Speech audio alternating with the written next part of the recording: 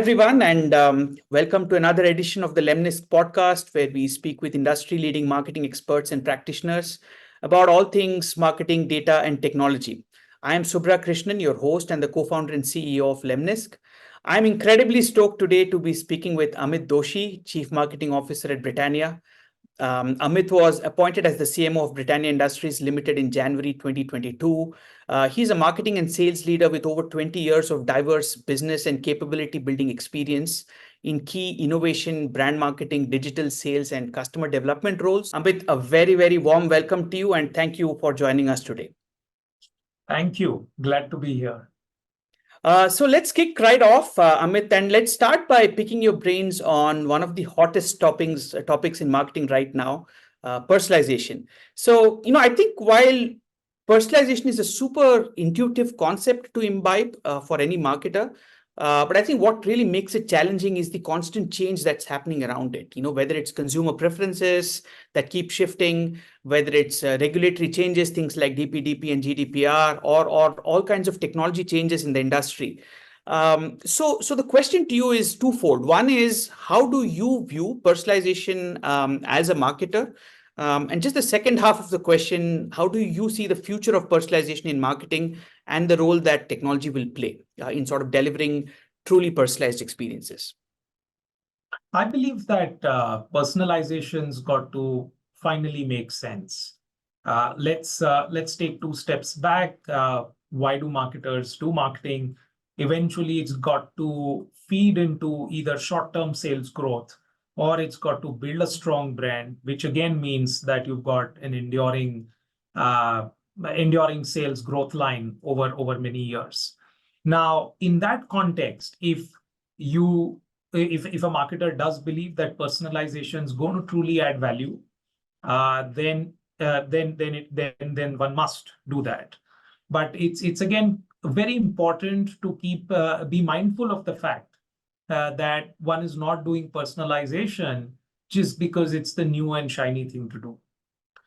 For decades altogether, one has seen many successful businesses and brands being built on the back of absolutely no personalization, but a very deep connect and a benefit that is needed in the consumer's life and the product's being able to solve a problem.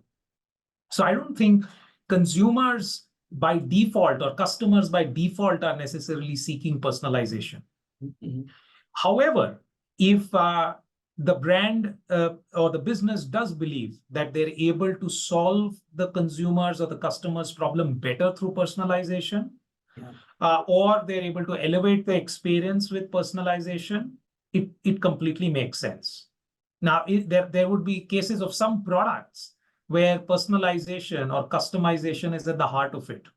And it goes without saying that that's what's actually running the ship along. So let's talk about the average streaming platform. And what makes it so compelling is the fact that over a period of time, the product understands what my viewing preferences are. However, that may not apply to every product or every service or every context. So that's very important to keep in mind. Now, having said that, and if the business does believe, if the CMO or the CEO or the CEO, whoever's at the helm of this task, does believe that the personalization will help elevate the consumer experience, thereby improving chances of conversion, and they do decide to take that pathway, technology plays an extremely crucial role. It's very difficult to do that, to do personalization on scale without the aid of technology and without the aid of sophisticated technology. Because there's only so much that you can do in terms of personalization. The other thing that I've seen is that what technology does, it makes protocols habitual. So let's say if it's about this simple culture of A/B testing, it's very easy to say that you must A/B test, but in real life, a marketer is dealing with many problems. Yeah. And at times, it's just not practically possible to be able to pursue all of these small experiments with the rigor and with the pursuit that they need to be followed through with. And what technology does is it takes that that complexity out of the equation, and the machine takes over, and it's simple to then to be able to do these experiments without daily life playing havoc. Got it. So two takeaways there that I'm taking away. One is, of course, don't do personalization just for the sake of doing it. Do it when it is an Yeah. integral part of your experience or what you're trying to achieve ultimately from marketing. So that's takeaway number one. Fantastic. And the role that technology plays essentially, you're saying is A, it provides scale, and two, it really takes away the manual element out, all your daily kind of chaos out, and allows you to just execute without any distractions, essentially, right? Yeah, I mean, you and I both would love a treadmill, right? Where all we needed was the treadmill was going to run on its own and give us the calories we burnt. Yeah, absolutely. But I think just continuing on that topic, there are a couple of like, for example, especially when you look at some of these there is this explosion of technology in the sort of personalization space. Yeah. So the other angle that I do want to cover is, when you sort of try to understand and sort of pick and choose technologies that are going to fit into your holistic experience, as you rightly called out, but not for the sake of doing it, but more holistic way. So therefore, how do you sort of pick and choose some of these technologies, especially when there's so much to go with, there's so much floating around? Yeah, I think it's very important to first of all, be very clear about what's the job you're trying to, what's the framing of the business problem that you're trying to solve for. And that's one place where most marketers struggle. If you don't know what you're solving for, you're going to buy something that's not going to eventually address your critical problem. That's one. The second thing is to be able to understand and be very clear about what kind of personalization you're seeking to do. Yeah. So if you're seeking to do run-of-the-mill personalization, which is just, hey, I'm going to send out 1 million emailers with the name of my customer changed. Is that meaningful personalization? To me, it's not. But let's say if that's the personalization you're seeking to achieve, by all means. So it's first of all important that the teams put down what exactly does personalization mean to their customers and to their business. And then they're very clear about the checklist they are looking to strike off when they're evaluating tools. And more often than not, what I've seen is that people don't frame problems correctly, and people then are not very clear about what they're seeking to achieve as the end outcome. If you've done A and B, the rest of the work becomes simpler. And what I would really look at is what does the technology provide that's going to amount for meaningful personalization. And by meaningful personalization, I mean something that's going to that is going to that the consumers will emotionally resonate with or connect with. Because there's no great joy today in knowing that there are 110 businesses who are willing to wish me happy birthday on that particular day. Yeah. All right. That's not meaningful. But if I do understand, if I do feel that the brand or the service or the product understands me well, has reduced the time that I would have idly spent on researching and getting to what I want to buy, or is aiding me in doing. I'll give you an example of personalization, but of a very different kind. In my previous organization, we used to the company that I worked for, Lenovo, used to sell computers and tablets and smartphones. And when COVID came by, everyone wanted a device at home pretty much overnight to make sure the schoolwork continues, to make sure that people are going to work from home. Now, what we realized at that point in time is that people were not necessarily seeking where, of course, they were looking for which stores to buy from, etc., etc. But what they were seeking was advice. So the personalization they were seeking was personalization of advice. What kind of a laptop should I be buying? And the team at that point in time, in a very, very small space of time, created this very simple to use engine, which would ask you just a few questions, and then it would suggest, hey, these are the 3 or 4 models that you could consider. Now that didn't require a whole lot of technology, but it required a lot of empathy and deep understanding of what the consumer was seeking value from at that point in time. So therefore, to come back to your question, when you're looking for the technology, be very clear of the experience you're trying to provide, and then make sure that the technology is going to be robust enough to provide that experience, is going to be scalable enough to ensure that it can grow with your business when you grow. But at the same time, it's also smart in its costing. And hence, you're not in today's time going totally all out to invest in something that may not work for you. The situation may be uncertain, the use cases may be uncertain. So allows you to equally scale back. So otherwise, when we talk about scalability, we talk about scalability in terms of expansion. It's got to also be scalability in terms of contraction when you want it to be. Yeah.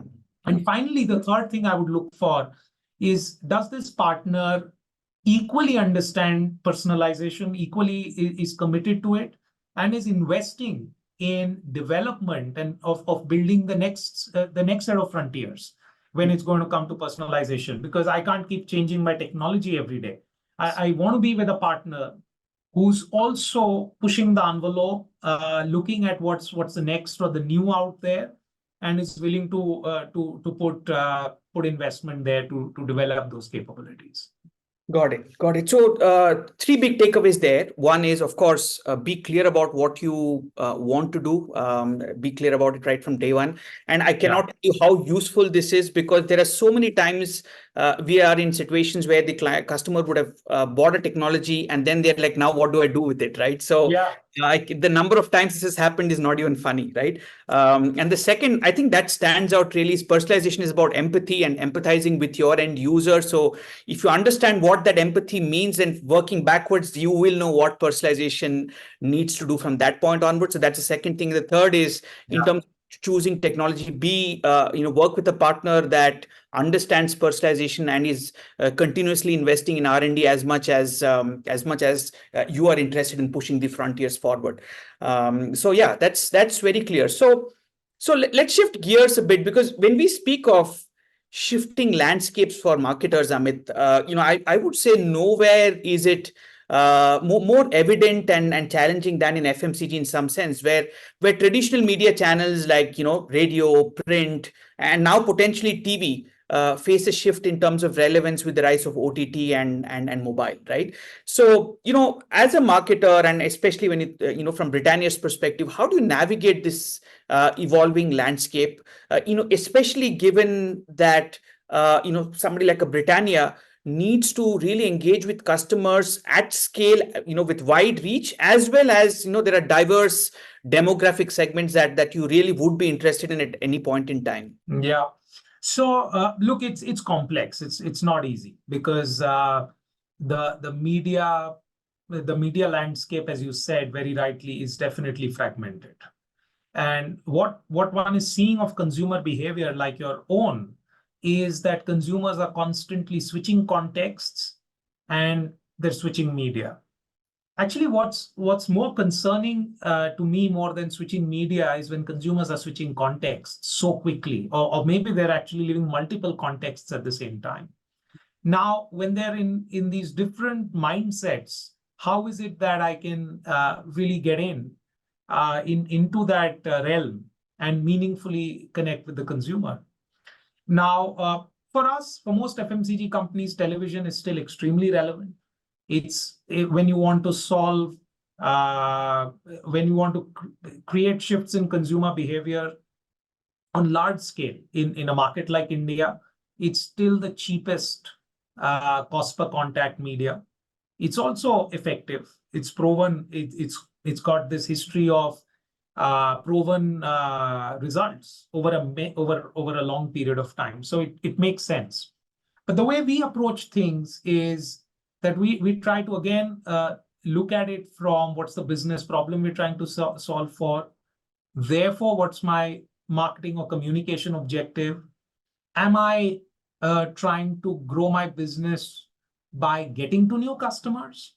Or am I trying to grow my business by switching a brand user who's buying a competitive product to my product?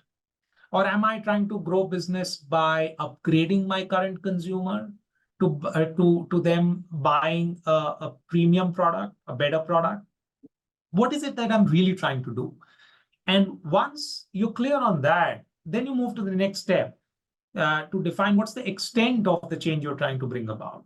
So let's say if you're trying to acquire new consumers and grow penetration, what's the order of magnitude? Are we talking about 1,000 new consumers? Are we talking about 100,000? Are we talking about 1 million?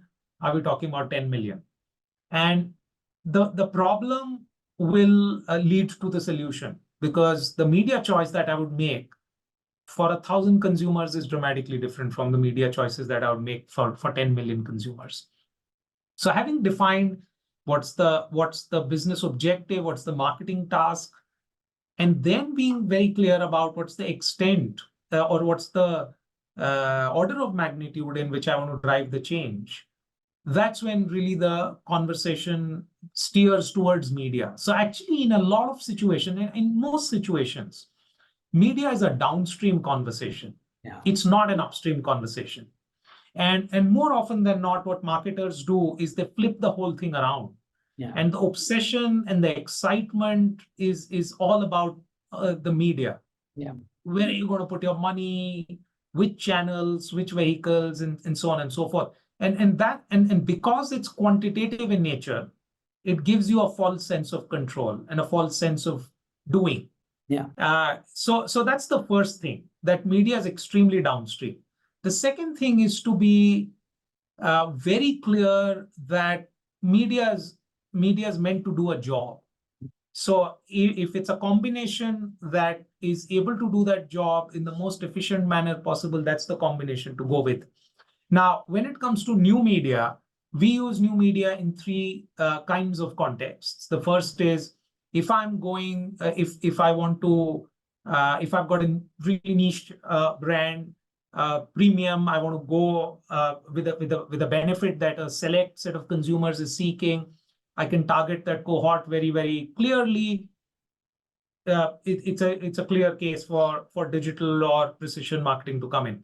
The second is, in case of mass media brands, we've seen a lot of value that digital or social media can bring in terms of engaging consumers or building consumer experiences or activation experiences which are dramatically different.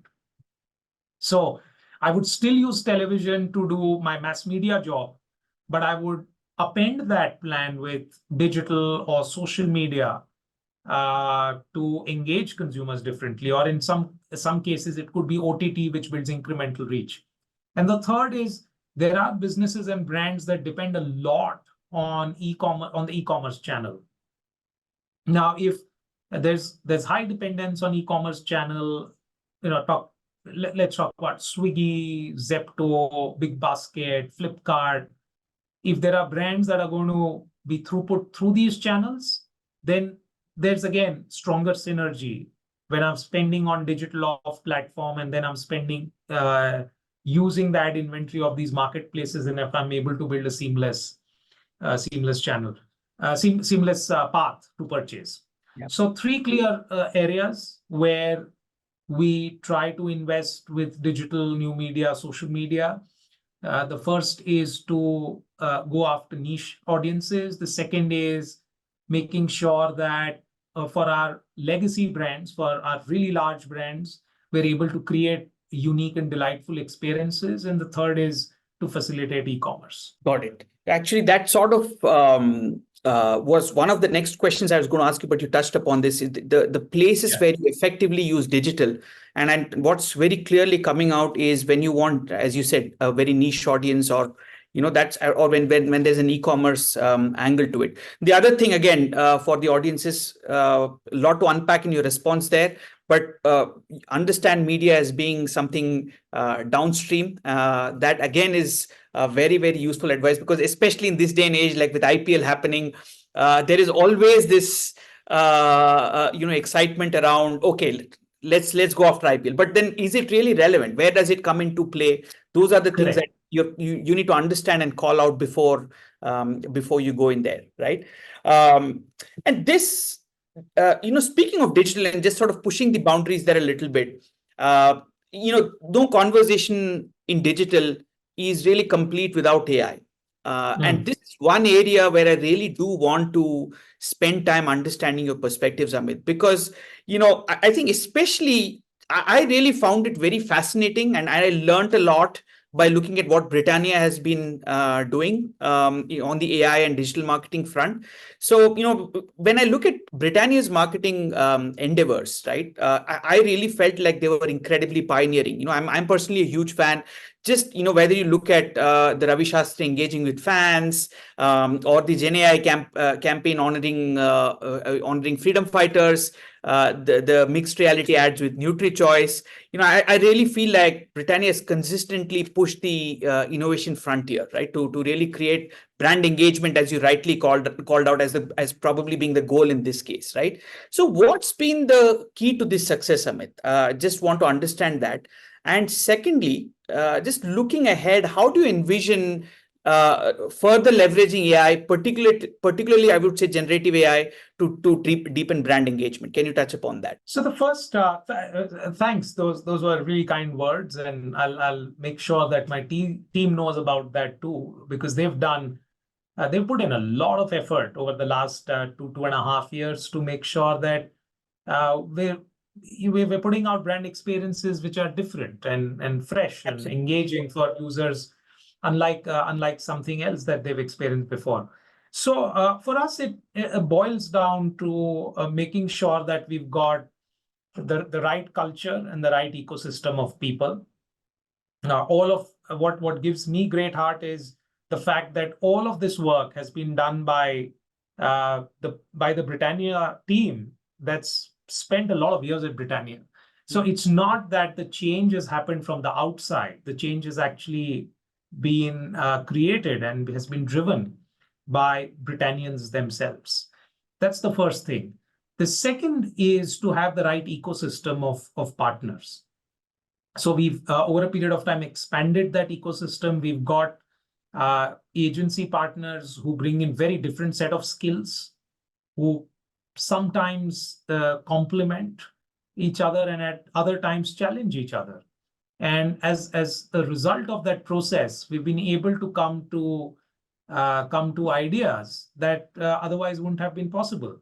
And we've also expanded this ecosystem to include startups, include new technology providers who are also so let's say if there is a pioneering new technology that a startup has come up with and they're looking for a use case, do reach out to Britannia, because with so many brands and so many product categories, there's always something that's happening around the corner where we could try a new technology and learn from it.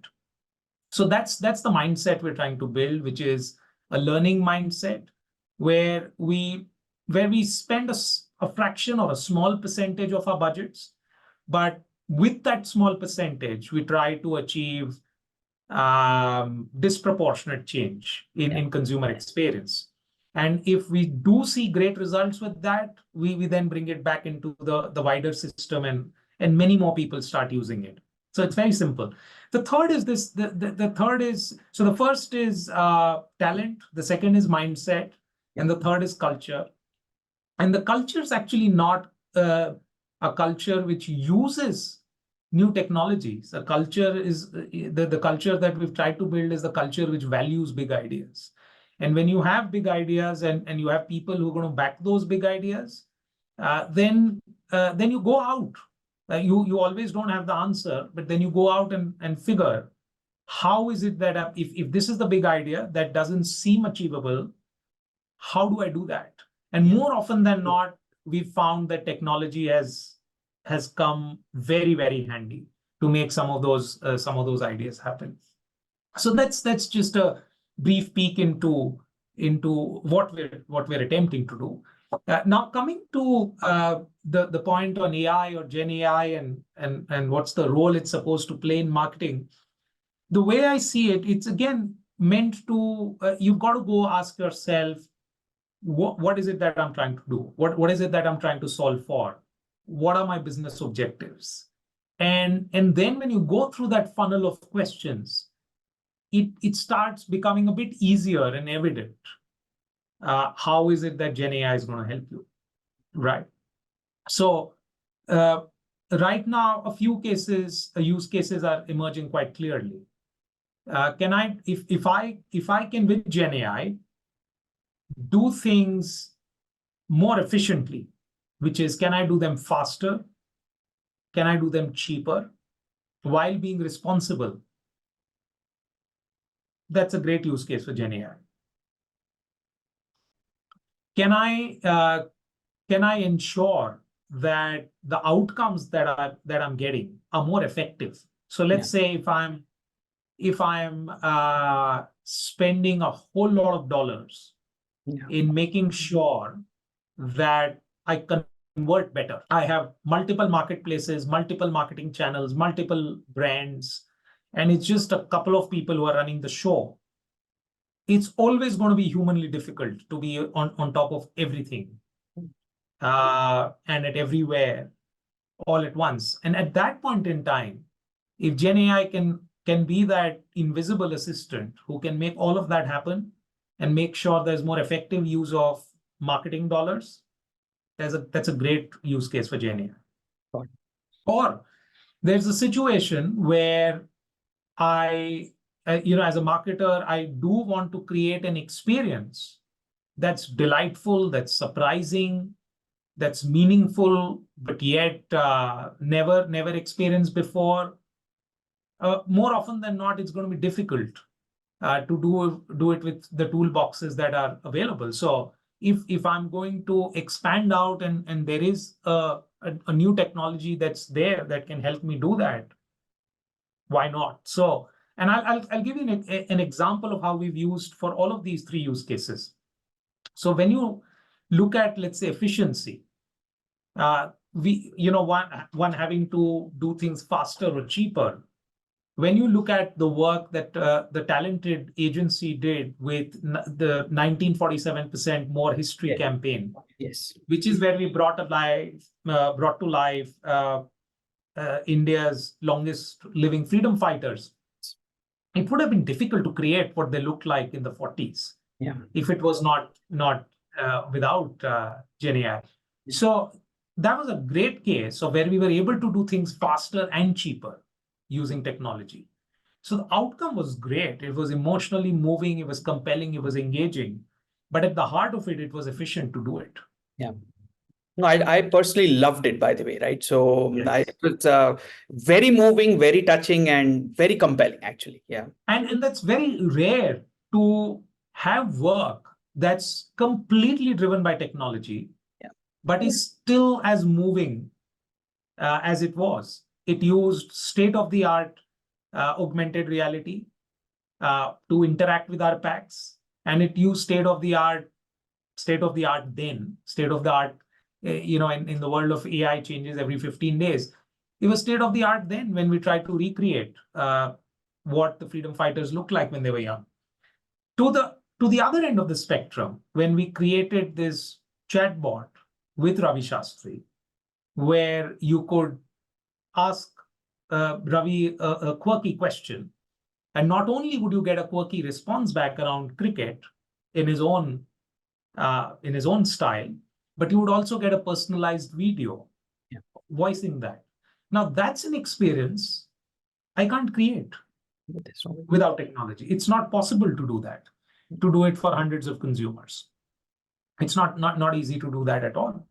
So so these are, again, two of those examples of two of those cases. So every time someone presents to me a technology that's leveraging Gen AI, these are three questions I'm asking. Is it going to help me do things at lower cost or faster? Or is it going to take some work off the plate of my people, my team members? Is it going to make their lives simpler? Or is it something so complex that I can handle it, but I won't be able to handle all the parameters all the time consistently? Or the third is it creating an experience that's not been seen before, that's not been heard before? So if it's answering one of these three questions, at least at this point in time for me, it's a tick mark. But if it's not, then I park it away in my drawer for a later time. So it's a super helpful framework, actually. And I think it's actually ironic that the first half of your question that you answered, it was all about people, culture, and creating an ecosystem of partners. It's so ironic that we speak of AI on one hand, but what makes it happen underlying from your perspective is all about people. That is very interesting to note, actually. And everyone that I've heard who's like a global expert at the discipline, and I've had the fortune of meeting a couple of people of the same caliber or competence, and you ask them the same question, and all of them tell you the same thing, that the way you deal with the change is accept it, make it a partner in the process.